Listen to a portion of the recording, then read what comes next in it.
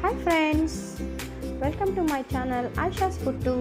ಇವತ್ತು ನಾನು ನಿಮಗೆ ಚಿಕನ್ ಫ್ರೈಯನ್ನು ಮಾಡೋದು ಹೇಗೆ ಅಂತ ತೋರಿಸ್ಕೊಡ್ತಾ ಇದ್ದೀನಿ. ಈ ಚಿಕನ್ ಫ್ರೈನ ತುಂಬ ಸಿಂಪಲ್ಲಾಗಿ ಮಾಡ್ಬೋದು. ಇದನ್ನು ನೀವು ದೋಸೆಗಾಗಲಿ ಅಥವಾ ಚಪಾತಿಗಾಗಲಿ ಹಚ್ಕೊಂಡು ತಿನ್ನಲಿಕ್ಕೆ ತುಂಬ ಚೆನ್ನಾಗಿರುತ್ತೆ. ಇದನ್ನ ಹೇಗೆ ಮಾಡೋದು ಅಂತ ನೋಡೋಣ ಬನ್ನಿ. ಇದಕ್ಕೆ ಮೊದಲನೇದಾಗಿ ಅರ್ಧ ಕೆಜಿಯಷ್ಟು ಚಿಕನನ್ನು ತೊಗೊಂಡಿದ್ದೀನಿ. ಇದಕ್ಕೆ ಅರ್ಧ ನಿಂಬೆಹಣ್ಣಿನ ಜ್ಯೂಸನ್ನು ಕೂಡ ಹಾಕ್ತಾಯಿದ್ದೀನಿ. ನಂತರ ರುಚಿಗೆ ತಕ್ಕಷ್ಟು ಇದಕ್ಕೆ ಸ್ವಲ್ಪ ಉಪ್ಪನ್ನು ಕೂಡ ಹಾಕ್ಕೊಂಡ್ಬಿಟ್ಟು ಚೆನ್ನಾಗಿ ಇದನ್ನ ಕೈ ಆಡಿಸ್ಕೊಳ್ಳಿ. ನೆಕ್ಸ್ಟ್ ಇದಕ್ಕೆ ನಾನು ಬೆಳ್ಳುಳ್ಳಿ ಮತ್ತು ಜಿಂಜರ್ ತೊಗೊಂಡಿದ್ದೀನಿ. 2 ಬೆಳ್ಳುಳ್ಳಿ ತೊಗೊಂಡಿದ್ದೀನಿ, 1 ಇಂಚಷ್ಟು ಶುಂಠಿ ತೊಗೊಂಡಿದ್ದೀನಿ, 3 ಹಸಿಮೆಣಸಿನಕಾಯಿ ತೊಗೊಂಡಿದ್ದೀನಿ. ನಂತರ ಸ್ವಲ್ಪ ಕೊತ್ತಂಬರಿಯನ್ನು ಕೂಡ ತೊಗೊಂಡಿದ್ದೀನಿ. ಇಲ್ಲಿ 2 ಆನಿಯನ್ನು ಕೂಡ ತೊಗೊಂಡಿದ್ದೀನಿ. ಇದನ್ನೆಲ್ಲ ಚೆನ್ನಾಗಿ ಪೇಸ್ಟ್ ಮಾಡ್ಕೋಬೇಕು. ಪೇಸ್ಟ್ ಮಾಡಿಕೊಂಡು ಇದರಲ್ಲಿ ಅರ್ಧ ಭಾಗವನ್ನು ಚಿಕನ್ಗೆ ಹಾಕಬೇಕು. ಚಿಕನ್ಗೆ ಹಾಕಿಬಿಟ್ಟು ಚೆನ್ನಾಗಿ ಕಲಿಸ್ಬಿಟ್ಟು ಇದನ್ನು ನಾವು ಮ್ಯಾರಿನೇಟ್ ಮಾಡಬೇಕು. ಒಂದು ಅರ್ಧ ಗಂಟೆಗಳ ಕಾಲ ಇದನ್ನ ಮ್ಯಾರಿನೇಟ್ ಮಾಡಬೇಕು. ಇದನ್ನ ಬೆಳಗ್ಗೆ ಕೂಡ ನೀವು ಕಲಸಿ ಫ್ರಿಜ್ಜಲ್ಲಿ ಇಟ್ಕೋಬೋದು. ಇಲ್ಲ ನಮಗೆ ಟೈಮ್ ಇಲ್ಲಪ್ಪ ಅಂತೇಳಿದರೆ ಒಂದು ಅರ್ಧ ಗಂಟೆ ಕಾಲ ಕೂಡ ಬಿಡ್ಬೋದು. ನೆಕ್ಸ್ಟ್ ಇದನ್ನ ಫ್ರೈ ಮಾಡ್ಕೋಬೇಕು. ಅದಕ್ಕೆ ನಾನು ಪ್ಯಾನ್ ಇಟ್ಕೊಂಡಿದ್ದೀನಿ. ಅದಕ್ಕೆ ಸ್ವಲ್ಪ ಆಯಿಲ್ ಕೂಡ ಹಾಕ್ಕೊಂಡಿದ್ದೀನಿ. ಆಯಿಲ್ ಬಿಸಿ ಆದ ತಕ್ಷಣ ಎತ್ತಿಟ್ಕೊಂಡಿರ್ತಕ್ಕಂಥ ಗ್ರೀನ್ ಪೇಸ್ಟನ್ನು ಇದಕ್ಕೆ ಹಾಕ್ಕೋಬೇಕು.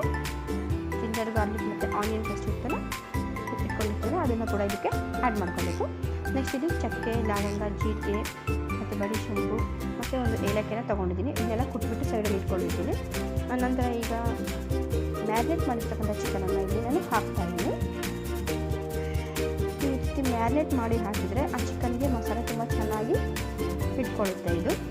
ಇದನ್ನ ಒಂದು 10 ಮಿನಿಟ್ಸ್ ಬೇಯಲಿಕ್ಕೆ ಬಿಡಿ. ನೆಕ್ಸ್ಟ್ ಇದು 10 ಮಿನಿಟ್ಸ್ ಆದಮೇಲೆ ಈ ಪುಡಿ ಮಾಡಿರ್ತಕ್ಕಂಥ ಗರಂ ಮಸಾಲೆ ಪೌಡ್ರನ್ನ ಹಾಕ್ತಾಯಿದ್ದೀನಿ. ನೆಕ್ಸ್ಟ್ 1 ಚಮಚದಷ್ಟು ಅರಿಶಿನ ಪುಡಿ ಹಾಕ್ತಾಯಿದ್ದೀನಿ. ನೆಕ್ಸ್ಟ್ 2 ಚಮಚದಷ್ಟು ಚಿಕನ್ ಮಸಾಲ ಪೌಡರ್ನ ಕೂಡ ಇಲ್ಲಿ ಆ್ಯಡ್ ಮಾಡ್ತಾಯಿದ್ದೀನಿ.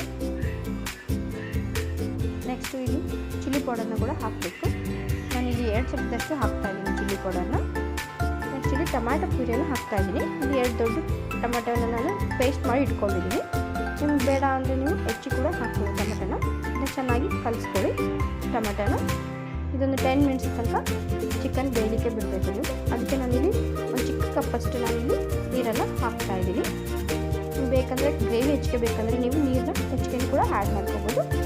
10 ಮಿನಿಟ್ಸ್ ಆದಮೇಲೆ ಇದು ಚಿಕನ್ ಚೆನ್ನಾಗಿ ಬೆಂದಿದೆ. ನೋಡ್ತಾ ಇದ್ದೀರಲ್ಲ, ಚೆನ್ನಾಗಿ ಬೆಂದಿದೆ. ಚಿಕನ್ ಫ್ರೈ ರೆಡಿಯಾಗಿದೆ. ಈ ವಿಡಿಯೋ ನಿಮಗೆ ಇಷ್ಟ ಆದರೆ ಲೈಕ್ ಮಾಡಿ, ಶೇರ್ ಮಾಡಿ, ಕಮೆಂಟ್ ಮಾಡಿ. Thanks for the watching video.